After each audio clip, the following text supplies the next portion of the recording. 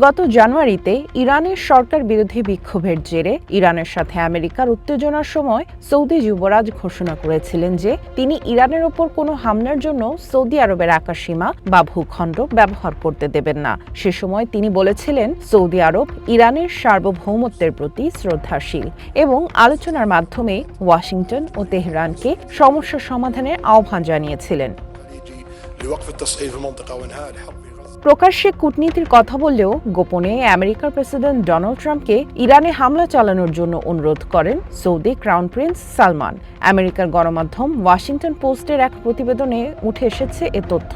প্রতিবেদনে বলা হয়, সৌদি যুবরাজ মোহাম্মদ বিন সালমান গত মাসে ট্রাম্পকে একাধিকবার ফোন করে ইরানের ওপর হামলার জন্য চাপ প্রয়োগ করেন, যদিও জনসমক্ষে তিনি কূটনীতির পক্ষে মত দিয়েছিলেন।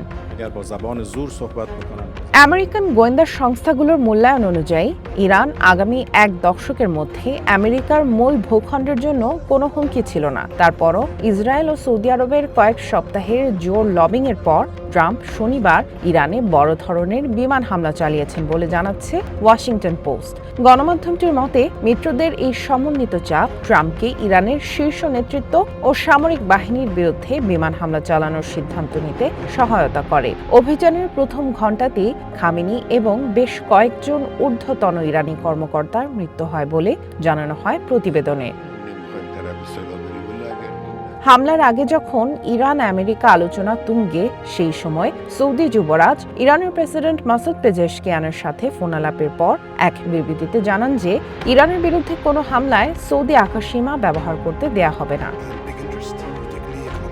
তবে আমেরিকার কর্মকর্তাদের সাথে ব্যক্তিগত আলোচনায় মোহাম্মদ বিন সালমান সতর্ক করে বলেন, আমেরিকা যদি এখনই আঘাত না করে তবে ইরান আরও শক্তিশালী ও বিপজ্জনক হয়ে উঠবে। সংশ্লিষ্টরা ওয়াশিংটন পোস্টকে জানান, সৌদি যুবরাজ একদিকে ইরানের পাল্টা হামলা থেকে নিজের দেশের জ্বালানি অবকাঠামোগুলো রক্ষা করতে চেয়েছিলেন, আবার অন্যদিকে আঞ্চলিক প্রতিপক্ষ তেহরানেরও শেষ দেখতে চেয়েছিলেন।